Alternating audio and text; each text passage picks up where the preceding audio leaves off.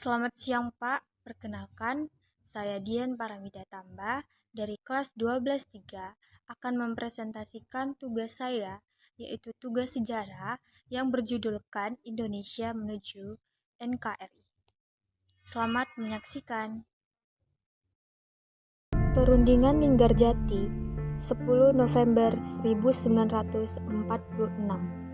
Setelah proklamasi kemerdekaan Indonesia pada 17 Agustus 1945, Belanda berusaha kembali menguasai Indonesia. Perundingan Linggarjati diadakan untuk menyelesaikan konflik antara Indonesia dan Belanda dengan mediasi dari Inggris. Pihak yang terlibat yaitu 1. Indonesia dipimpin oleh Perdana Menteri Sultan Syahrir. 2. Belanda dipimpin oleh Perdana Menteri Profesor Dr. Ir.W. Schierhout. Yang ketiga, Inggris bertindak sebagai penengah diwakili oleh Sir Archibald Kerr atau Lord Inverhapel. Isi perjanjiannya yaitu pengakuan kekuasaan, penerimaan pasukan, dan pembentukan negeri Indonesia Serikat. Dampak yang terjadi dari perundingan Linggarjati yaitu yang pertama ada pro dan kontrak dari masyarakat. Perjanjian ini mendapat banyak kritik karena dianggap lebih menguntungkan Belanda, mengingat wilayah kekuasaan Indonesia yang dikuasai masih sangat terbatas. 2. Langkah diplomasi. Meskipun begitu, ini menjadi langkah awal yang penting dalam diplomasi Indonesia untuk mendapatkan pengakuan internasional dan memulai proses menuju kemerdekaan penuh.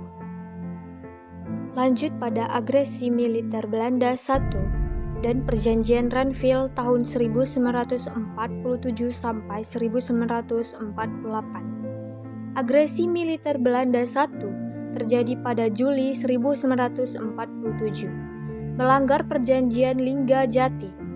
Pasukan Belanda menyerang wilayah-wilayah Republik Indonesia. Perundingan Renville diadakan pada Januari 1948, menghasilkan kesepakatan yang lebih menguntungkan Belanda, membuat Republik Indonesia kehilangan banyak wilayah strategis. Peristiwa Madiun 1948. Pada September 1949, terjadi pemberontakan oleh Partai Komunis Indonesia atau PKI di Madiun. Pemberontakan ini merupakan tantangan serius bagi pemerintah Soekarno-Hatta. TNI berhasil mengakhiri pemberontakan ini dalam waktu singkat. Agresi militer Belanda II 1948. Belanda kembali menyerang pada Desember 1948, menargetkan Yogyakarta sebagai ibu kota Republik Indonesia. Para pemimpin Republik Indonesia, termasuk Soekarno dan Hatta, ditangkap. Meskipun demikian, perjuangan gerilya tetap berlangsung di bawah pemimpinan Jenderal Sudirman. Pemerintah Darurat Republik Indonesia atau PDRI. Ketika Yogyakarta jatuh, Syafruddin Prawinegara membentuk DPDRI di Bukit Tinggi, Sumatera Barat. Pemerintahan ini menjadi simbol bahwa Republik Indonesia masih eksis. Serangan umum 1 Maret 1949. Serangan ini dipimpin oleh Letkol Soeharto di Yogyakarta. TNI berhasil menguasai kota selama 6 jam untuk menaikkan eksistensi Republik kepada dunia internasional, khususnya kepada PBB. Perebutan senjata dan kekuasaan pertempuran rakyat Semarang. Pertempuran 5 hari di Semarang dari tanggal 15 sampai 19 Oktober menjadi bukti keberanian rakyat Semarang. Konflik dipicu oleh insiden di Rumah Sakit Purusara ketika tentara Jepang meracuni sumber air. Rakyat bersama Tentara Keamanan Rakyat atau TKR berjuang sengit melawan tentara Jepang yang masih bersenjata lengkap. Bandung Lautan Api.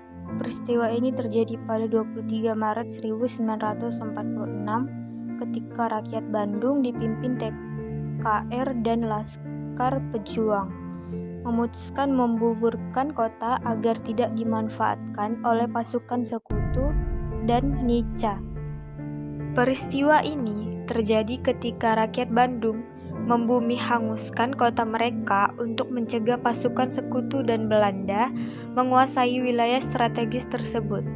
Setelah ultimatum Sekutu agar rakyat Bandung meninggalkan kota, para pejuang dan masyarakat memilih membakar kota bagian selatan. Dipimpin oleh pejuang seperti Muhammad Toha dan Ramdan, aksi ini menjadi simbol pengorbanan demi kemerdekaan Indonesia.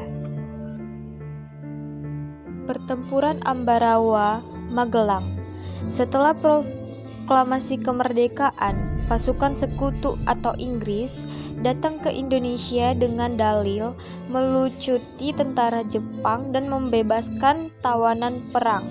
Namun, mereka justru mendukung Belanda untuk kembali menguasai Indonesia. Pada tahun 1945, pasukan Inggris bergerak dari Semarang menuju Magelang untuk membebaskan tawanan Belanda. Terjadi perlawanan sengit antara pasukan TKR atau Tentara Keamanan Rakyat yang dipimpin Jenderal Sudirman melawan Inggris. Pertempuran berlangsung di berbagai titik strategis seperti Magelang, Secang, dan Ambarawa. Puncaknya terjadi pada 12-15 Desember 1945 ketika Sudirman memimpikan serangan dengan teknik supir urang, mengepung musuh dari dua sisi. Inggris akhirnya mundur dari Ambarawang, menjadikan pertempuran ini kemenangan penting bagi Indonesia. Pertempuran di Surabaya.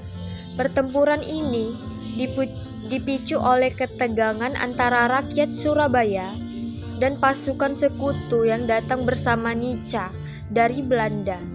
Insiden besar terjadi pada 27 Oktober 1945 saat pasukan Inggris merebut gedung Internation dan menewaskan Brigjen Maleby pada 30 Oktober.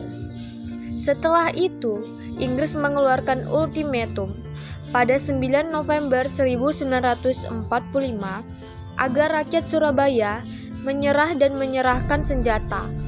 Ultimat ini ditolak sehingga pada 10 November 1945 pertempuran besar meletus. Rakyat Surabaya dari berbagai kalangan termasuk pemuda dan laskar bertempur dengan semangat tinggi meskipun kalah dalam hal senjata dan jumlah pasukan.